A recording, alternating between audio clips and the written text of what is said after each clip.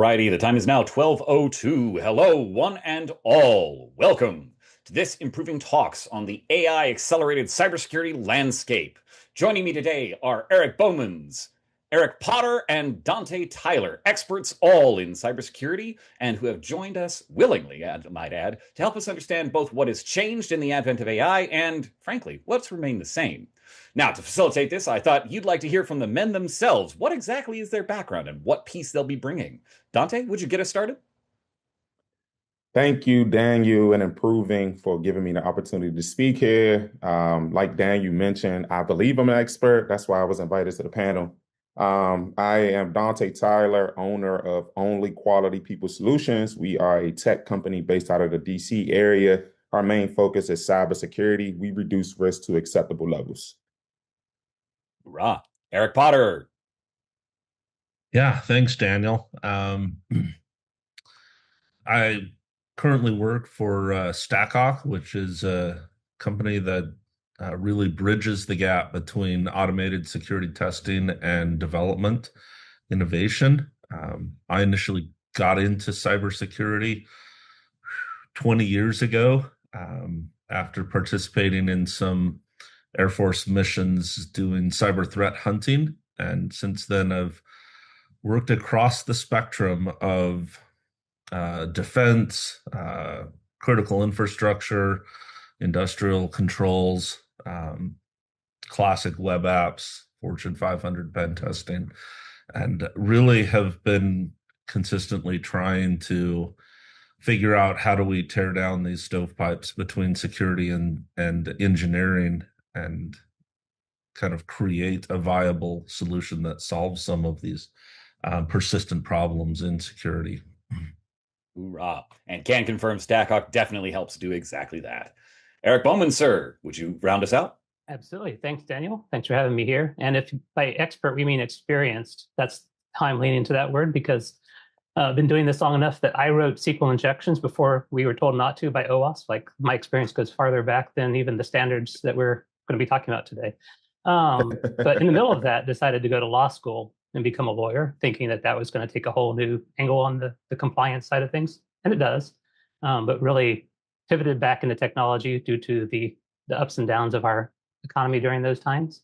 And so from a technology perspective, have focused a lot on, we used to call it SAS 70. Now we call it SOC 1 or 2 or 3, depending on where you're at. And then PCI compliance, all the standards, healthcare, privacy, and now focused on how to bring that to the small and mid-sized companies who can't have that internally, but still need that help. So through fractional CISO, fractional compliance officer work. Excellent. All right, y'all, you've seen it. We've got people ranging from we sell resilience to we sell the tool that helps you actually get it done to a tech turned lawyer turned back to tech. We got a great set around here. So, gentlemen, I'd like to put this to you first. There's been so much happening lately, it's almost impossible to keep track of. Just top of mind, what actually has changed in our cybersecurity world since the advent of AI? We hear a bunch about, oh, it generates code. Well, cool, but like, why does that matter? Eric Potter, you take that one first. Sure.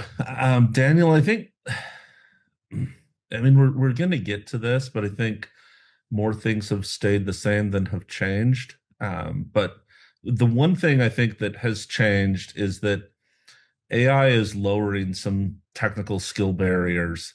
We'll talk about some stories of things that have happened. And in the past, those types of exploits would have required someone to have a certain level of technical skill in order to execute them. Whereas today, as long as you can create a prompt, you can try things that you may not really even. It's sort of lowered the floor for script kiddie. Oh dear, more script kiddies. Dante, you got more on that? I echo some of those same sentiments from Mr. Potter. What I've seen, Daniel, I'm more on the proactive side, right? The cyber hygienist, trying to get a business to, like I said, be proactive before something happens. What I've seen that's changed is, to Eric's point, is the sophistication of phishing emails or business email compromise. I've seen some emails that would have gotten me, and I'm like, I'm the guy who actually writes the policies and selects the phishing simulation software. And I mean, some of the sophistication that AI, you putting that in the hands of an attacker, like he said, it's raising the barrier of like, oh, you needed to actually have a level of technical expertise to do this before. Now you just need to be a prompt engineer. Excellent. Goodness. And I'll just continue that theme with the idea that, we like to talk about how AI can increase it speed your time to market. If you have an idea, you can get that in production faster than ever. Well, the criminals can do that too. So to Dante's point, right, things that can fool even us, we see still lots of bad phishing attempts. We all recognize it. But what I'm seeing now are people who are like, I don't remember getting phished. You did. So it was that good that you don't even remember that it happened, because we can now, the adversaries can now produce such a quality of work that when you land on that login page, it looks just like the login page that you're supposed to be on. There's nothing there to tell you that it's bad. So that time to market absolutely is faster for both sides, the defense and the attack side. So goodness. And we've even had stuff in the news just recently with one of the most popular NPM package supporters or maintainers getting hacked himself because of an email he, and I quote, said he should have paid better attention to.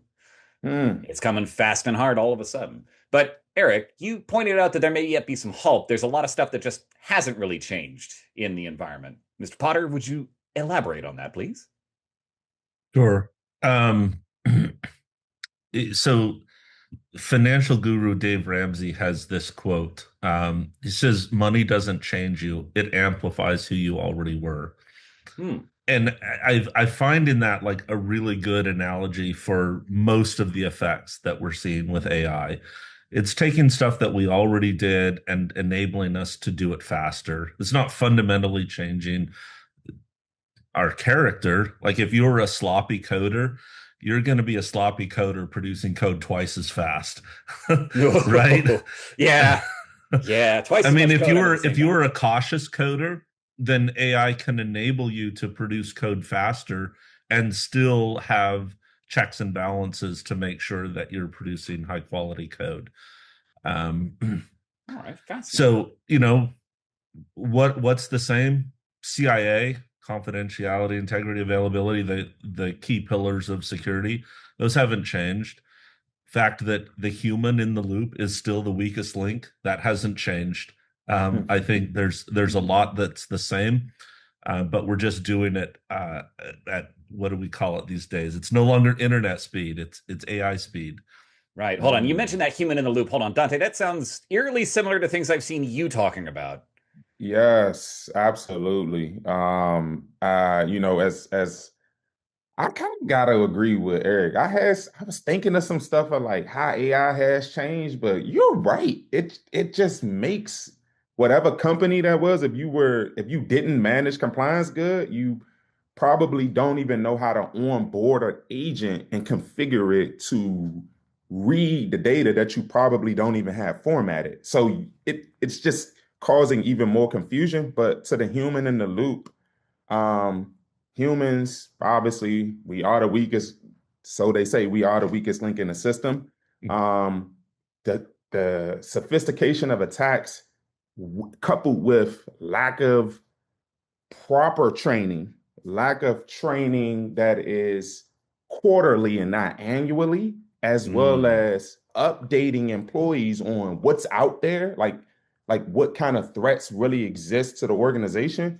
I think you may have purchased, very expensive EDRs or very expensive scanning and vulnerability tools. But if your employee is just going to leave the door cracked because you haven't educated them enough in a way that secures your business, we're going to constantly keep seeing these sophisticated AI ecosystems, and then you'll have a human in the loop who is not as savvy as they should be, and you're making an expensive mess. But we must educate the human and not totally replace them in this process. That tracks. Now, one thing I do want to kind of poke, and I think I'm going to turn this one back to you, Mr. Potter. with humans going, and as you mentioned, a sloppy coder can now generate twice as much sloppy code in the same amount of time. Isn't there something we can do to, I don't know, have the AI agents help us do some of these things better? After all, they're supposed to be trained on all these patterns. Do we just need to get them better tools? Do we just need to fix the process, or is it a little bit of both? Yeah, absolutely. I mean, that's we know, and there's a lot of evidence that uh, good coders are creating agentic controls for their AI-enabled coding space, where they can leverage the power of the AI to not just write their code, but check it, rewrite it, simplify it, Mm. create test-driven scenarios. So all of these things that we were doing before, the good coder can continue to do. And in fact, security tools can enter this space as well. As an example, Stackhawk just recently released an MCP server that allows natural language integration of our testing capabilities into, let's say, an AI enabled or vibe coding environment. So a developer can integrate our Hawkscan dynamic test engine and then just engage with it in the same way that they would with Claude or Copilot and say, hey, build my app, test my app for vulnerabilities. Of the top 3 vulnerabilities, which of those can you fix them, reiterate. And that's it's at a fairly low level. These capabilities are coming, in other platforms as well.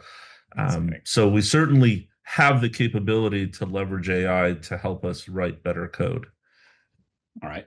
So we've talked a lot about like the human processes that need to be added for this. Dante, Eric, you both have mentioned, hey, the practices you've already got are just going to get turned up to 11 for whatever you throw AI at. Eric, I got to ask, for a company that doesn't already have this stuff built in, or is like just now starting to look at going agentic, you're familiar with these compliance pieces. How do we get to the point where a company both wants to and is able to do these trainings regularly to actually upskill the people they've got on already to do this job well? Yeah, and I think Dante mentioned earlier the phrase "humans are the weakest link," and for a while that was kind of a scapegoat, right? Like we're going to blame the people for the breach. I think we can flip that script though and say instead humans are the biggest opportunity to defend our company against these threats, right? And so to your point, Daniel, training them, educating them, and then empowering them with AI tools that are basically writing sidecar with them as they do their job, saying, hey, this email that you're reading, don't click the links, or whatever that is, right? That's the simple example, but it can get far more sophisticated where it's basically looking at what it is that you're doing and finding ways to, with context around what it is that you're trying to achieve, like from a security standpoint, here's data that we don't want to leak. Here's data that we want to protect. There are their products, their tools. This market's evolving rapidly to say, you are trying to meet a goal, whether that is a HIPAA compliance or PCI compliance or just, not have a data leakage. How are you approaching that risk management? It basically can ask the questions and give the answers that help you build that program as a small company with basically by adding a virtual version of that person you can't afford to hire into the team. Fascinating. So one thing I know you've mentioned a couple of times when you talked about is data governance, right? If I want to have this AI come in and look at my company and give me some meaningful advice, I need it to have some of the data. But we've seen these agents go off and, well, be a little too eager to scrape. Tools like Perplexity got their wrist slapped for being too eager at pulling data. How do I prevent this agent from committing an accidental DDoS attack on my own APIs? Well, you probably need rate limiting. I'll probably would say that. Yeah, that seems like a good idea. Or those good behaviors if you have them to start with. But Eric, you were about to say something. Well, Dante got there, right? So it's good API security is still the best thing, because if you can DDoS yourself, so can the bad guys. And if you have that, if you've got data on your network that you don't want people to see, but you haven't protected it and people can see it, well, the AI definitely can see it, right? And so the idea that AI can go through more permutations much faster than us, and is honestly, it's a little bit more curious than the average human by design, by program. It's going to find things that you thought were well hidden, whether that's on a storage, whether that's on an API. And also, it's going to only limit it. It's not, I'm going to say the word attack, but I mean that in the positive and the negative sense of the word, attack against your data, right? At the rate that it's capable. And so if you don't have good API security, like Dante pointed out, if you don't have rate limiting, well, it will happen and you will DDoS yourself. So I remember while we were talking and prepping for this session, you mentioned a story, I think it was with T-Mobile, about how they got the rate limiting and like the scaling right, but they failed at data governance. Can you refresh my memory on that? Yeah, absolutely. So they one of the advantages of having a world-class API is that you can handle almost any load that the world can throw at it. One of the disadvantages of that is if hackers have also cracked into that system and they're using it to download all your data, the lack of rate limiting, because you can scale, you can hit that load, means millions and millions of records were pulled through T-Mobile's API. And this wasn't even an AI problem. This was just classic hacking, right? That because their API was so scalable, so ready to handle that load, that it handled the criminal activity load and said, here you go, here's all our data. Thanks for asking, come back soon. Terrifying. All right, so it's two parts we need to get right. We need to make certain that any data system we're trying to expose and hook up to agents, it has to be able to handle. So intelligent rate limiting, standard system design stuff we already know. And we need to get this data governance thing right. Yeah. You already mentioned, Eric, that the small and mid-sized companies who don't already have a guy on staff for this are likely already kind of behind for this. They don't have someone constantly looking over their shoulder for this. Is the service you offer, in fact. What are they going to do when maybe not they themselves hook up an agent, but the people buying their service hook up an agent? We've got, entrepreneurs trying to automate their whole business with Cursor nowadays. What should they be looking for? It goes back to the basics, honestly. Like if you are offering a service, how are you protecting it? We almost don't care if it's an AI consuming it or a customer human or a criminal, right? How are we protecting it? How are we architecting our systems in a way that we can support legitimate use of our product in the manner that we want it to be? And so if we're not governing it from that perspective, then we are going to leave that gaping wide hole that AI is going to exploit. So where is your data? How are you protecting it? Who should have access to it?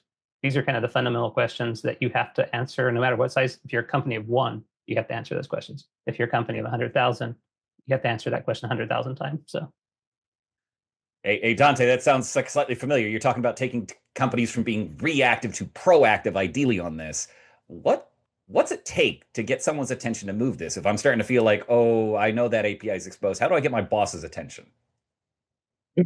That's $1 million question that we want to answer to. No, I would honestly say this is an area that, as my business, it's a challenge for us is talking to the right people at the organization, right? Mm-hmm. I think we're at this point now in all of our lives in society where you cannot ignore cybersecurity, and there's no way you can ignore it anymore, right? There's so many data breaches, and obviously, if you're a business owner, if your operations are not able to run, then that means you're not able to make money. And then when it comes back to, it was a cyber attack, or something going on with the network, then that can ruin your reputation. So now it's, as a business owner, it's not just, we weren't operational for 2 hours. No, you just lost 25 paying reoccurring customers that realize that you're not protecting their data, right? You don't care. So my approach to that is,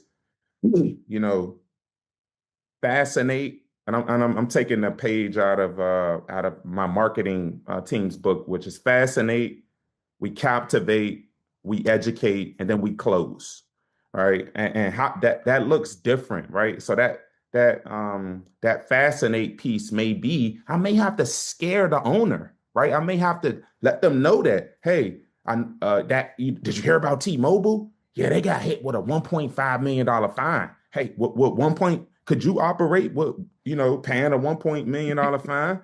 right? And then you want to, captivate them and say, hey, Mhm. well, there's a solution to this. If they had done this, right? And then you want to educate them. But usually that's the approach that we take.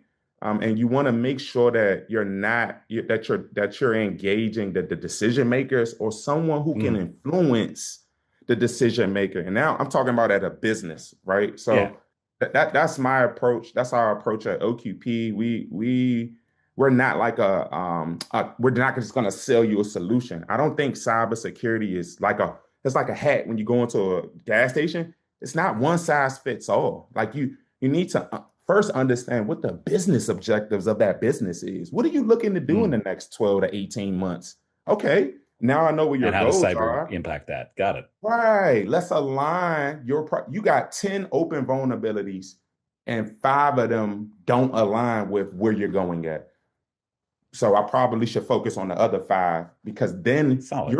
you're more inclined as a leader to say, "Oh, that we're going north," and you're telling me I need. Okay, how much? So that's what Right. usually And it's works that for standard us. stuff of never come to your boss with just the problem. Always make certain you come with at minimum a suggestion. But you mentioned those vulnerabilities and identifying those. Eric Potter, I'm going to tag you because I know Stackhawk is great at this. Let's suppose I'm coming at this with essentially zero experience, right? Where should I be Sure. looking to gain at least some understanding and some talking points if I don't have the T-Mobile stories in my back pocket to be able to talk, hey, here's the kind of vulnerabilities that are coming in through the Gen AI tool you happen to have been using nowadays? Sure. I mean, we don't um, we don't generally approach from Stackhawk's perspective. We don't ever use FUD for marketing, but there's plenty to find in the Oh, there is. industry, right? I mean, there's plenty of stories, and you don't have to look far to find these kinds of things. And some of the any new technology has introduced new attack vectors against the core pillars of confidentiality, integrity, or availability. The Samsung semiconductor episode comes to mind where Samsung engineers leaked proprietary source code by plugging it into a public ChatGPT instance, right? And then that data obviously got captured in the model and then becomes available if someone creates the right query to get exposed elsewhere. And so that was one of the early episodes, I guess, that exposed some of these new attack vectors that we're seeing with AI models, like data leakage through chats, prompt injection attacks, these kinds of things. And frankly, right now, there's not a ton of good tools that are capable of detecting these things proactively, although Stackhawk is Mhm. working on that pretty hard. And in fact, we expect to have a dynamic test plugin out within the next few weeks that is going to allow you to automate like prompt injection attacks and prompt leakage detection, those kinds of things. Um, so This where this sounds super familiar to something I was hearing about the emails. You mentioned a prompt injection attack. Is this finding a way to insert a malicious prompt, or am I like trying to do a phishing attack but aimed at the LLM bot who's going to read the email for the user? Yeah, I mean, that's essentially it. Like most LLM interfaces are operating from a perspective of a default set of instructions, right? Whether it's a Mhm. custom created agent or just the baseline chat GPT. The notion of a prompt injection attack is that you can escape that set of criteria, either to expose the internal instructions themselves or to bypass them to get the agent to do things that its creators didn't intend it to do. Mm. In layman's terms for our audience, that was a really great technical explanation, by the way, Eric. Guardrails. LLMs, large language models have guardrails. Hey, you can only operate from within these confinements. And when you do prompt engineering, you're removing the guardrails. That's essentially what you're doing. You are going outside of the boundaries of what that large language model was designed to give you, as far as when you type in a prompt, you hit enter, that goes out to the server. And when it comes back, it gives you information. Well, if your prompt is outside of what that machine is, and the developers haven't set a query to punch back to say, hey, this machine doesn't do that, right? We're designed to measure mathematics, and you're asking about something else. If you don't set that prompt, it may just be like a server page where it releases some information that it shouldn't, right? Like an IP address, a DNS, right? Something that, as a, one of us, as a security researcher, I can take that information, and manipulate it in a way that maybe it wasn't intended for. Thanks, Dante. I really appreciate that simplification. And Daniel, just to loop back to your original, one of the great organizations in the security industry is OWASP. And they've been around a long time, and they continue to remain relevant. They've created a Gen AI project where they've got some preliminary or provisional releases. Everyone's familiar with OWASP Top 10. They obviously also have an API Top 10, and now they've recently released Top 10 for Gen AI, specifically for LLMs. And they should be coming out with something similar for agentic workflows in the near future. And that's a great place for beginners to go to understand kind of like what's the scope or the scale of the kinds of problems that, are new attack vectors that this technology creates for us. That's a great resource, Eric. Yeah. It's a great resource.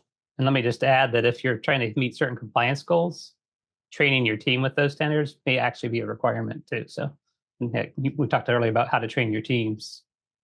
Make sure that you're training them on the OAuth side of things. Fascinating. So, Eric, since I've got you here in a minute, I want to ask a question that bridges from something I'm seeing happening in software development land and try and figure out how do we help small and medium-sized businesses deal with this well.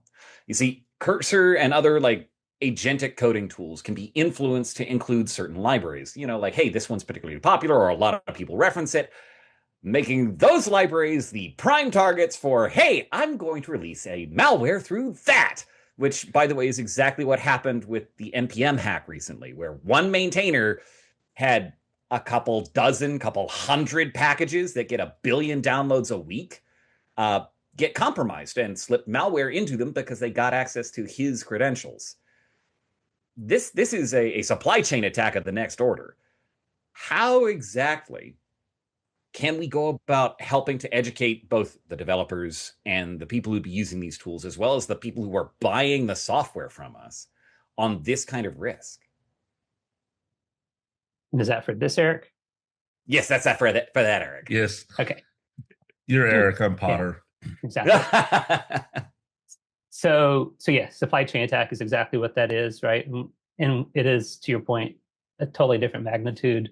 Going back to the whole theme here, AI can accelerate anything that we're doing, even cybercrime. And so if you are using Cursor, there's two, I'm mischaracterizing this, but there's two types of Cursor users. People who maybe don't know coding that well, and maybe people who do know coding well. That's unfair to everybody else. But if you think about it in those two buckets, if you're on the first one, what you just said, it includes a library. You don't even know what that means necessarily. All you know is you prompt the Cursor, it produces an application that does what you want. The idea that it's including libraries, even if you understand, you certainly don't care what libraries it includes. And so from just a ground level perspective, you're saying, I have code that works. Cool. Next project. If you're on the other side, if you know what it's doing and you actually start caring about the libraries, then you probably are paying a little bit more attention. But if a library that you like to use is the one that got compromised and you're using it, because there's two versions of that attack. There's the kind of the side-by-side one where a library that looks really similar, maybe one letter different, typo, that's the compromised typo one. squatting. Yeah, exactly. And if you can trick the AI into using that one instead, that's problem one. But when you just actually hack the actual library that people want to use, that unit of code that's in that repository, we almost have to push the problem back on the maintainers of those libraries right at that point in the process. Because as a end user, I can't do a code review over all the libraries I import into my project. That's just millions and millions of lines of code that if there's something hiding in there today, and there is, right? We already know they all have vulnerabilities that are exploitable that will get patched over time. It's almost an impossible burden. Perhaps as Cursor itself gets better, it can have an AI agent that's doing that for us and trying to detect those. That sounds like or perhaps using tools like StackHawk, yeah, exactly. Sorry, right. Small plug. I was going to say that's almost its own product category. But I think it is going back to that education of understanding what it is that you're doing, how it works, so that you understand for that typo squatting, for that other sort of scenarios. And then, of course, if you are producing software for downstream consumption, still leaning on tools that produce software bill of materials, still leaning on the supply chain attack tools, doesn't go away. We still have to have that as part of our life cycle. Yep. And all that goes right back to our stuff. The more things change, the more they've stayed the same. You still need to have these solid practices in place. But you did say something particularly interesting there, Eric, that I'd like to actually volley over to Dante, right? You said we need to push some of this burden onto the maintainers, right? Especially for those maintainers who have done the open source community a massive service in, frankly, accelerating all of us, getting to build on the benefit of their technological know-how. We're talking about now asking them to be the chief guardians at the gates on millions of applications. My man, Dante, what kind of stuff could an open source maintainer start looking at to beef up their credentials, to make their own systems more secure, to essentially close the weakness in that system of the human? That's a really good question. And it makes me think about a book that I read called You Can't Stop Stupid. Forgot the author. Great title. Right. But it's a security focused book. And it basically talks about what the theme has always been in security, which is the human is the weakest link in the system. And to a certain point, that is actually true. But as we're seeing more agentic AI being adopted into infrastructure, I think the shift is happening, but you're going to start seeing that burden is going to be on open source communities as well as other companies. And why? Is because, I mean, before that email gets in that person's inbox, it had to go through the server. It had to go through a DMARC.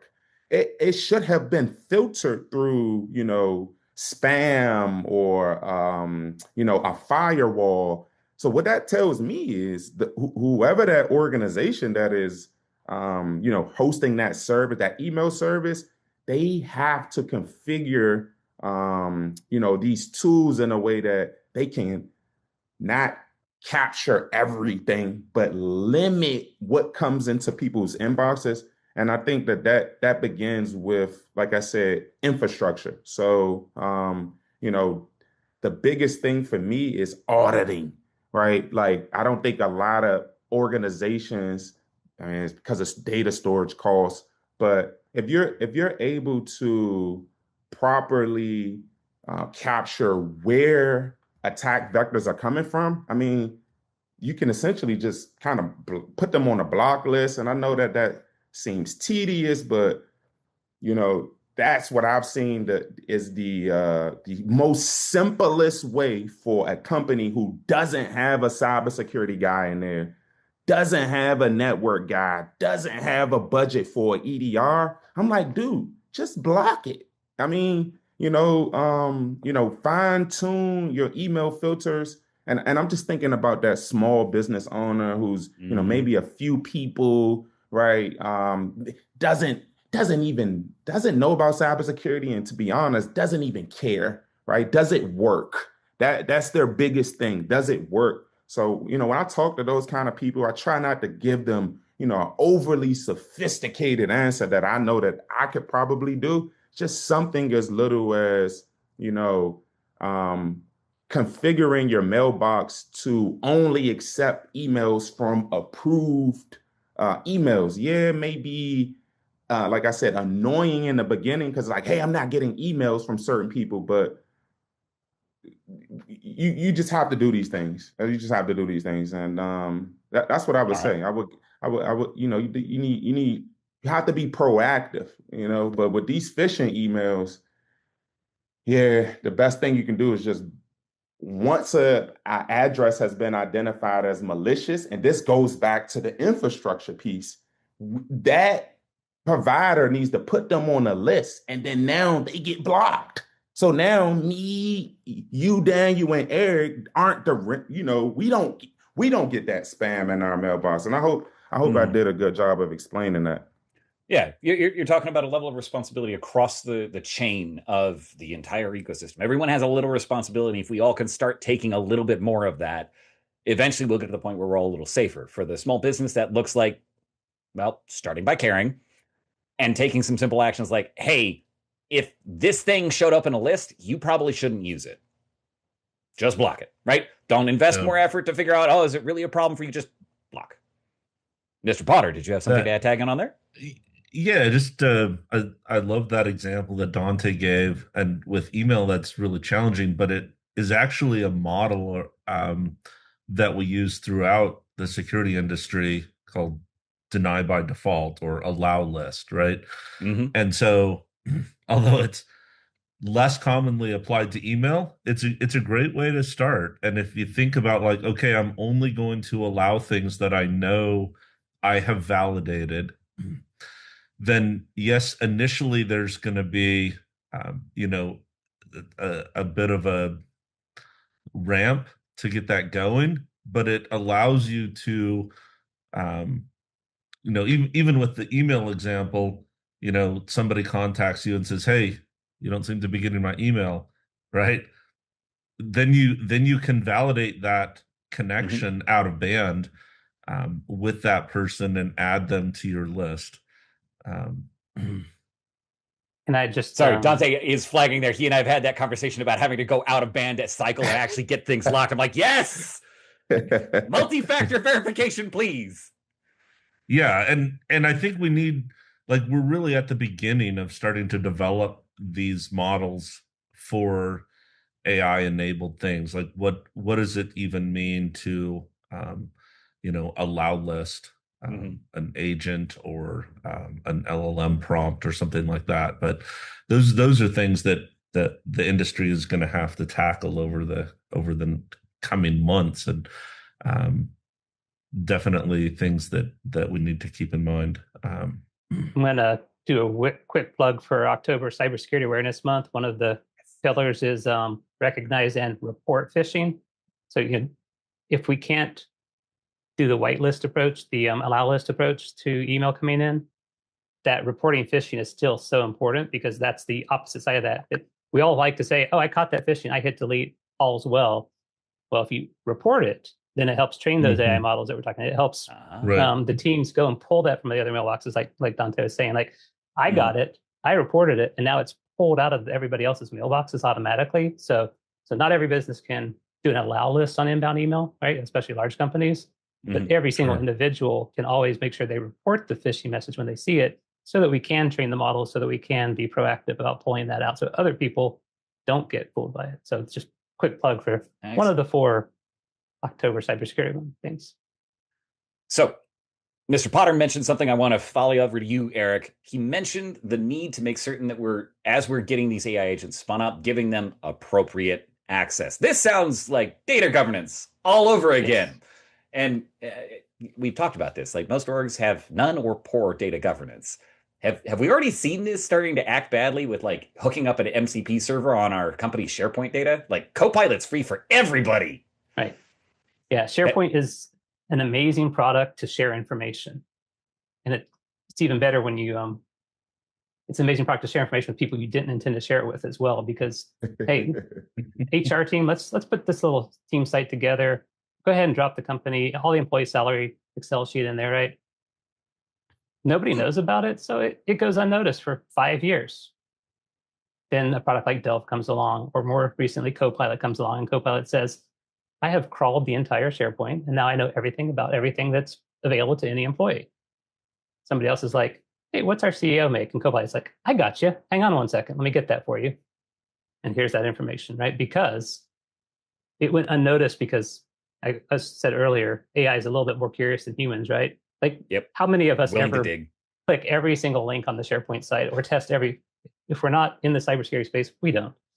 So the fact that there's a tiny little team site hiding out somewhere on that site that doesn't actually have any permissions protecting it will go unnoticed until a product like Copilot, who is innately curious by design, crawls the whole thing, absorbs all that information, and now is absolutely eager and ready to share that new thing it learned with anybody who asks. So it's awesome. It's so caring. Sharing is caring, Exactly. right? And in your opinion, Erik, in a very real way, that loops back around to one of the things that we started with. That one of the changes that AI is providing is lowering technical barriers. Right. Mm-hmm. That information was already there on the SharePoint for someone who knew how to go and find it. But now you don't have to even know. You don't necessarily even have to know it's there. You can just ask exploratory questions. Gosh, so many meaty ways to go with this one. Let's talk on that, right?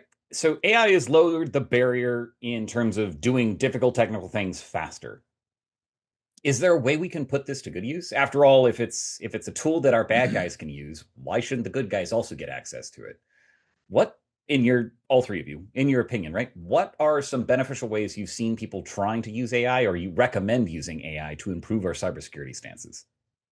I'll jump on this one first, because I've seen some people do leverage AI in good and bad ways, like for cybersecurity. I've seen somebody push a button and do a scan and then take that scan report, not even review it, throw it into an AI and have it generate a report. And I'm like, dude, you don't know if that language model hallucinated. You didn't validate what it gave you, right? That's dangerous. And we got a lot of people just taking what these large language models are giving them and throwing them into reports. Trusting by default.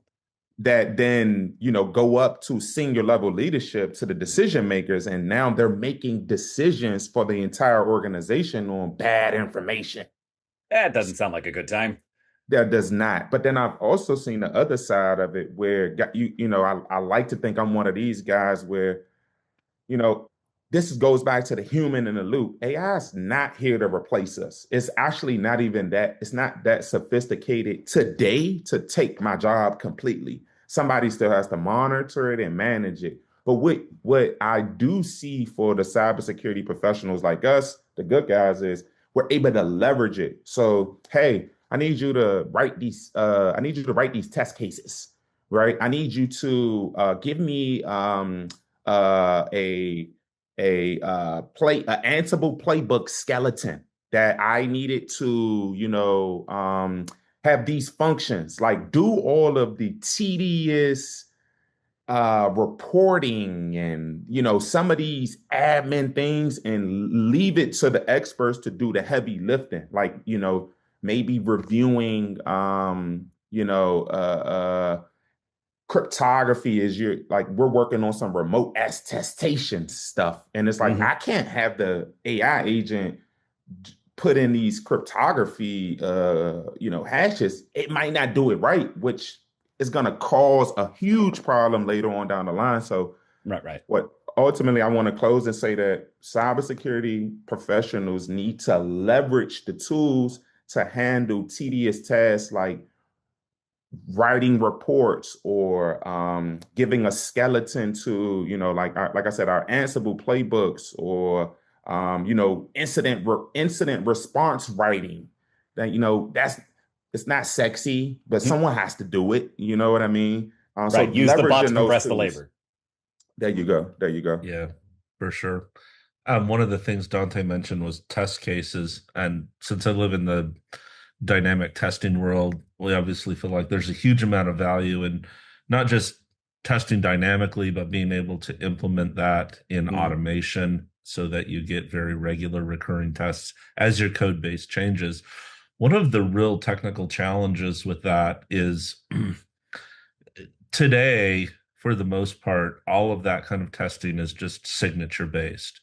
You send a specific fuzz case, a specific SQL injection string, and see if you get a response. But what's typically been missing, and Stackhawk and a couple of other players in our industry are working aggressively on this, is the context of the application. If there's like a specific workflow that the application expects to have happen, or even just like, what is the purpose of this application?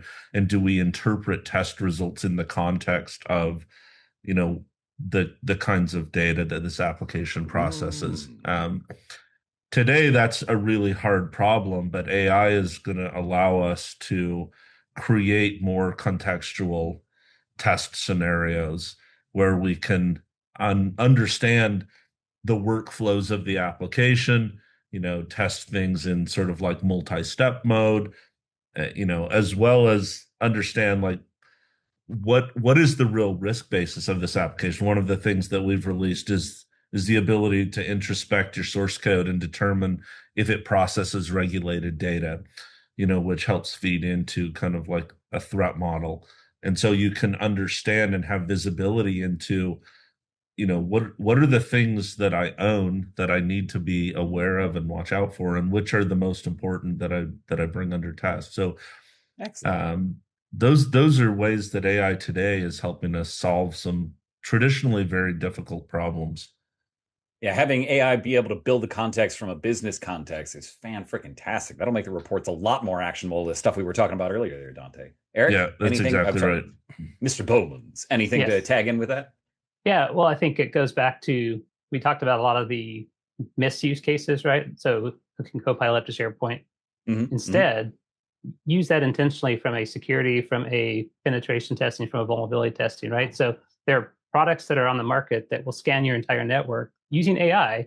They'll do their own little tests, and then they come back and they tell you, hey, did you know you got this vulnerability? Or did you know that this system has a default password? Hey, did you know that the salary data is available? So use that same innate curiosity, as I called it, to explore your network from a controlled point of view, as opposed to deploy it to the entire company. Instead, do that from a security research, from a security evaluation perspective. So those same capabilities that we said are negative cases can be the same applied as a positive case if they're done with the intent to find those weaknesses and to start planning how to remediate them. Classic case, right? It's power tools. It's all in down to how do you use it. Exactly. All right, gentlemen, thank you extremely for all the time you put in here and the expertise you've been sharing.